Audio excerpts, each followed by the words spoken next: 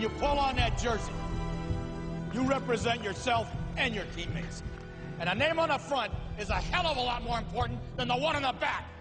Get that through your head. And here we go.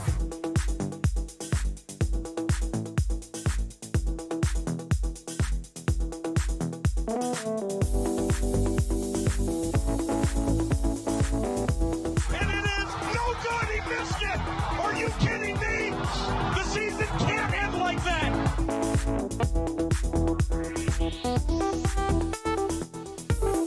Playoffs? Don't talk about playoffs. You kidding me?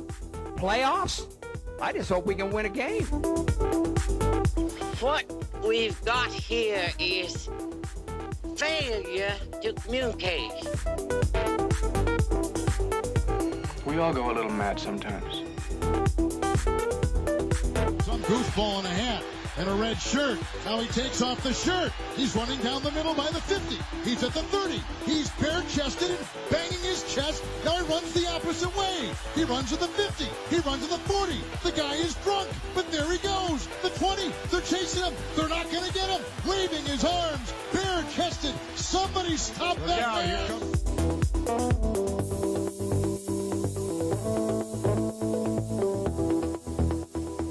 And for one final time here at the end of Season 18, welcome to another edition of the program, otherwise known as NETMA.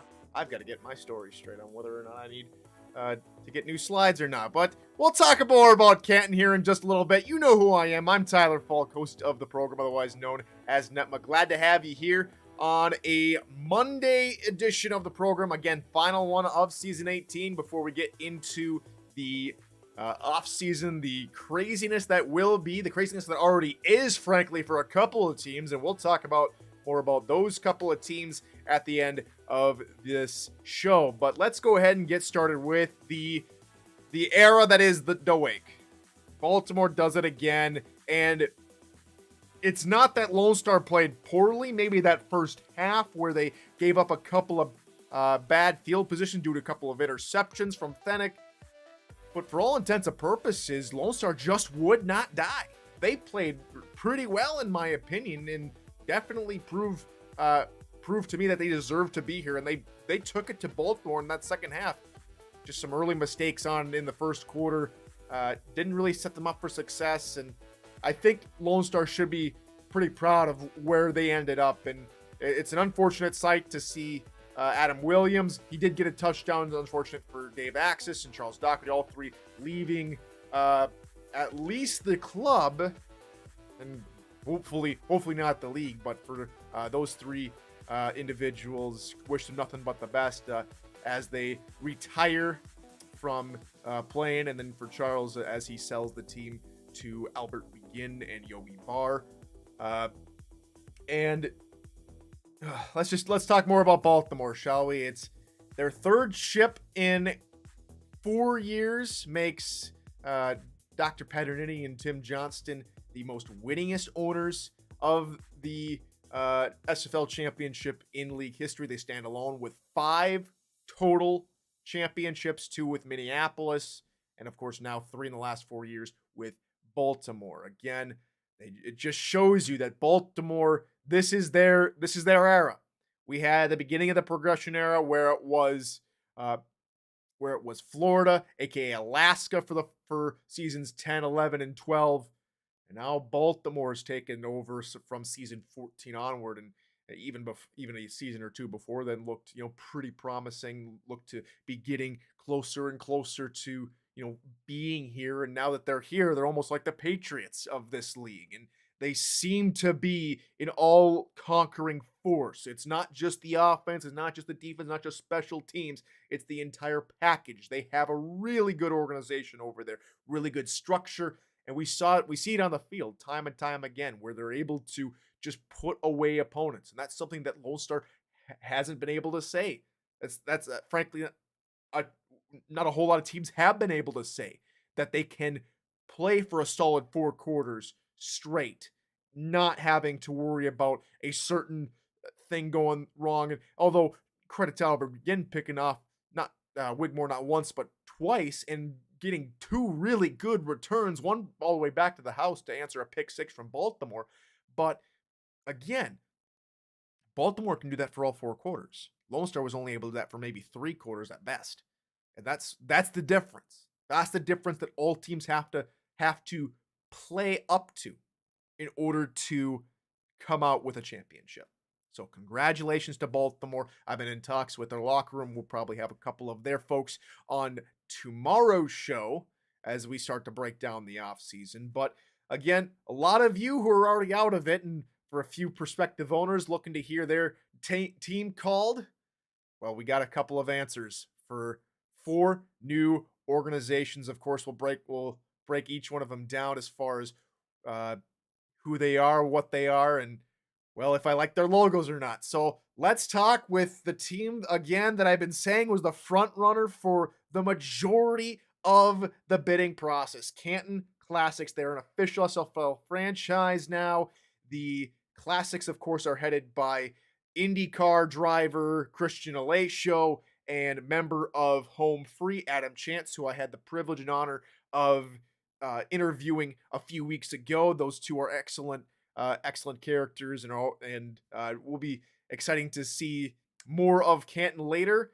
And just announced today, Adam Chance will be at the SFL convention in July, so maybe get to meet Adam in person if you're going to be at the convention. So hope to see him there. Maybe we'll see Christian too. No confirmation as of yet from Christian Alesio, but I'm sure he'll be busy with IndyCar season at this point. But we get to see Adam at the convention, so it'll be good to see him. Let's talk about the logo and what I think of Canton. And it's a really interesting color scheme. We see a lot of blue and white in a majority of the color scheme, but we've got a little bit of gold in there, of course, for ties to the Hall of Fame. Bulldogs. A Bulldog mascot is, of course, one of the, I think it was Canton Bulldogs, if I remember the interview right. That was one of the oldest football franchises in U.S. history back there. So a little nod to that organization. But again, it's a very Canton-esque logo, right? Almost a Heisman Trophy pose with the player. But as far as the logo goes, I think the best one is clearly the alternate, the badge. I've always been fond of a badge style logos, so or shields or what have you. But I really think they did a really nice job with the alternate badge crest. Okay, let's us move forward to Indianapolis. That one headed up by Adam Wiseman and Chad Rowland, and it's a very, very interesting color scheme. And why do I say that?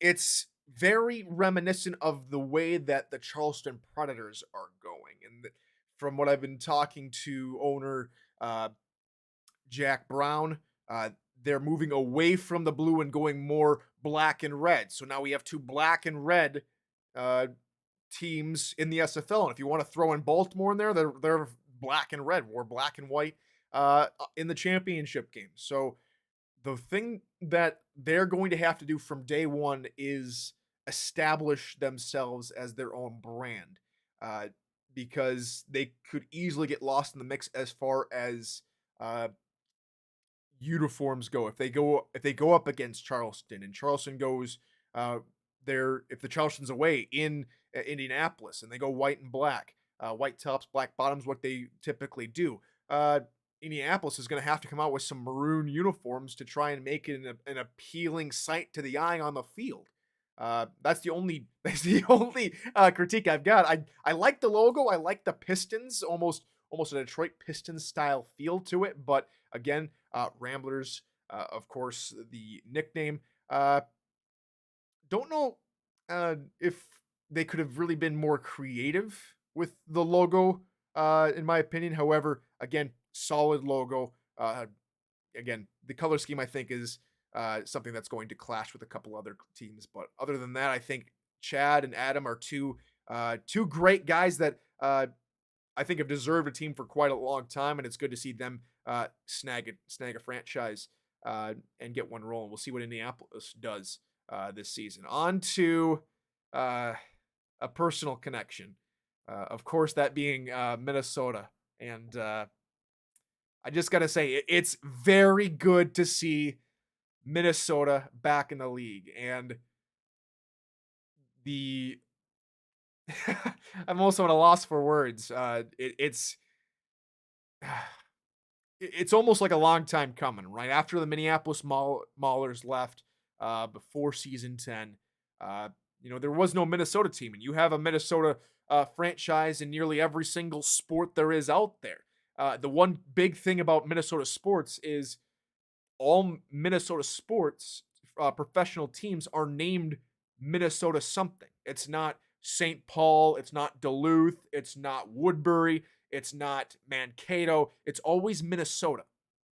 It is always Minnesota. And so to have a true Minnesota club means a lot to a Minnesotan.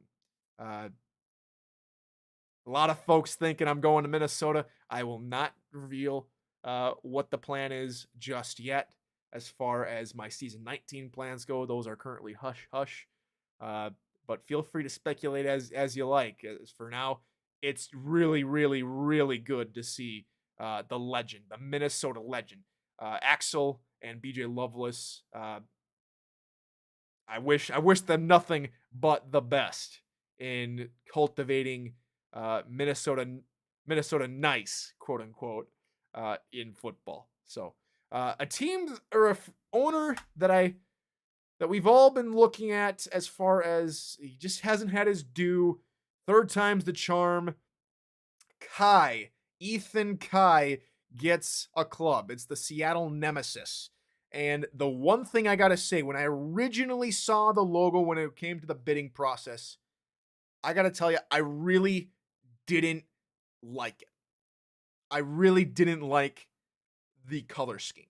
And the reason why I say that is because when I originally saw it, the neon green almost looked yellow to me. So I was thinking to myself, we've got another Jacksonville Kings on our hands. We've got another Minnesota Vikings on our hands. Another purple and gold team. But again, it's a more neon green when we take a better look at it, right? And it'll be interesting to see where what the stadium will be like. It'll be interesting to see what kind of flavor of team they put on the field. But Ethan, from what I'm hearing, has already gathered a few close allies to him. I love the sword, and Eddie just pointed out again. But it's a nod to it's a nod to this. Why am I saying Sears Tower when that's in Chicago? Why am I saying needle? It is not the needle. It is not the needle. I should know this. It's a reminiscent of one of the biggest buildings in Seattle, the most iconic building, Space Needle. Okay, it is not. It is the needle. It is a Space Needle. Wow, get to know your Seattle history, Falk, before you say anything.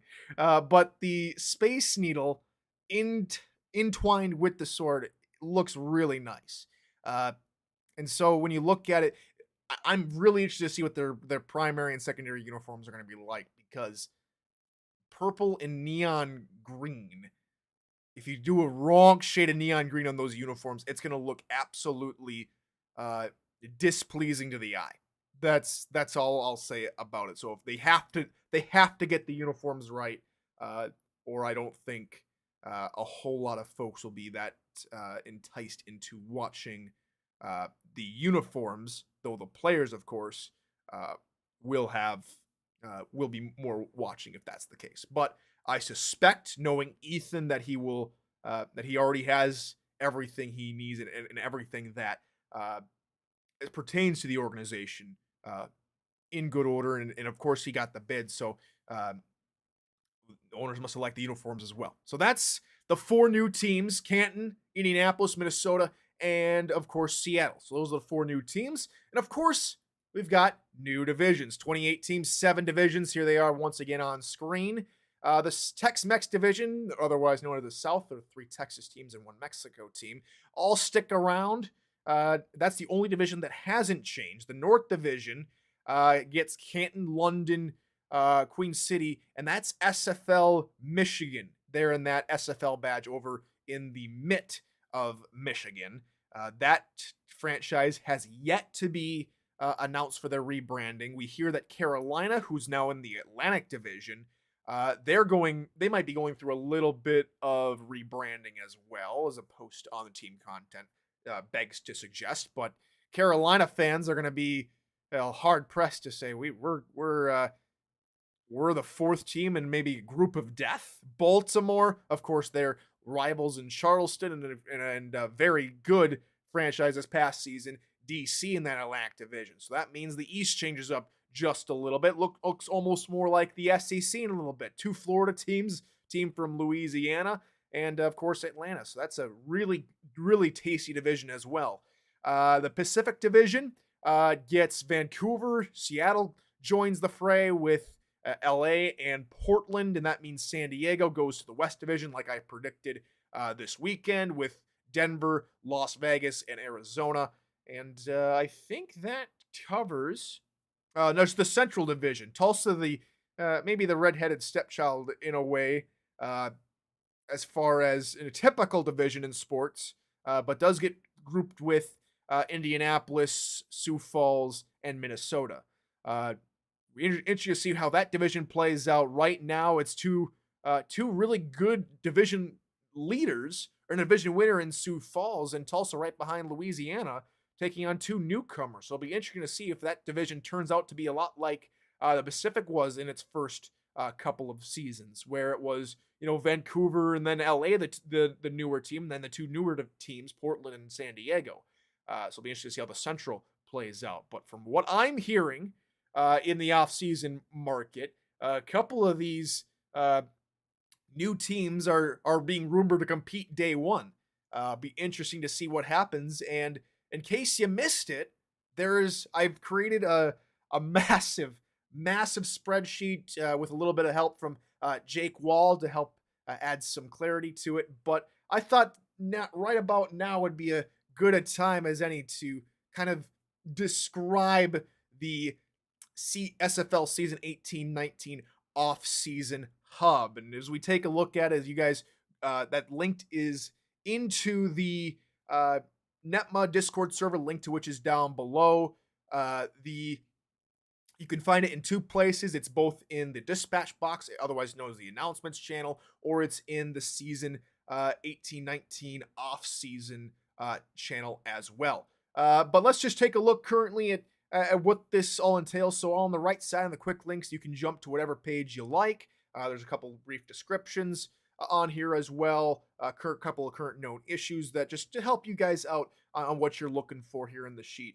There's an acronym key. If you don't know what a certain acronym means, I'll be updating that as more acronyms become available. And again, massive thank you to Jack Wall. And then I've got a new tab that we'll touch on here as well. But that's just the basic. That's when you open the sheet for the first time, you'll see the sheet. And then we've got a quick season 18 recap that has every team's games, the win-loss, full win total as far as the regular season goes, how they played out in the division, playoff standings, the teams that did not make the playoffs, that's an unofficial order. So if you find, so like a team for Atlanta, I put them at 22, just put them at 22 because that's where I originally had them. That's not power ranked or anything, not tie breaked or anything. So take once I get the official standing, which will be the official draft order, then all of that will be updated and official. But for now, that's what that looks like. Of course, we've got all the free agents. As far as free agents go, they're all official free agents. So no rumors, no half-truths. Every single free agent that has been officially announced is on here. So we've got a lot of wide receiver free agents, some D linemen, linebackers, quarterbacks, the whole 9 yards. Everybody's here that's a free agent that is not a member of someone's front office. So you see there's been rumors about Mike All being linked to the job as GM in Indianapolis, however that is, or Indianapolis or Canton, but that has not been officially announced, so he remains on the free agent list. So go ahead and peruse that with you, Will. Then I've got the entirety of the SFLM roster on here. All those that are available for drafting as well. That's been updated through the through week 4's games. That'll be updated later this week and next week when more comings and goings happen. But that's all the current minor leaguers. And then we'll have the draft. So this will be updated with the draft order and also corresponding to how many picks each team has. But that right now is kind of, barren at the moment. All teams, this is if you want to compare contracts and everything when we get all the official signings on here.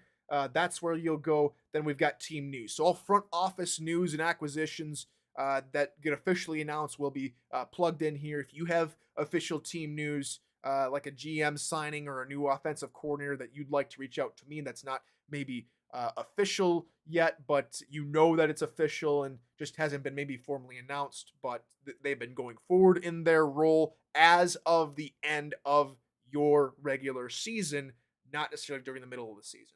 But I put a whole bunch of notes in there from what I was able to find.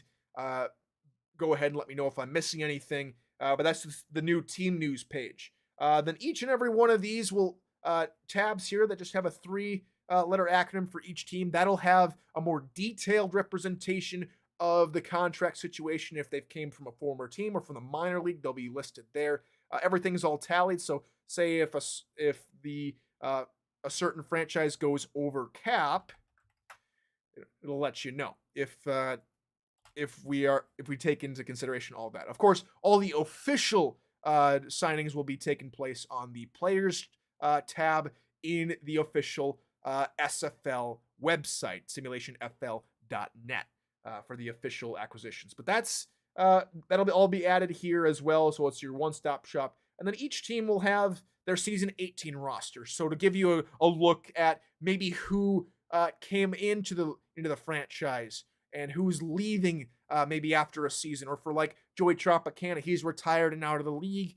Mark Mello and Shad Allen currently for Arizona, taking some free agents. The two teams I want to touch on though, currently as have been announced, is Jacksonville is one. They currently have, if I do my math right, nine members of their season 18 roster currently testing free agency, but that is not as extravagant is probably a word to say, as Queen City. Only 3 members of their defense from season 18 potentially will remain for season 19. It's a massive overhaul that Tom Riddle is going to have to overcome. He continually pleads with the community that, hey, I'm willing to talk with anybody, and for good reason. There is a lot of holes. So if you're a minor leaguer and want to get on a team, maybe talk to Tom Riddle.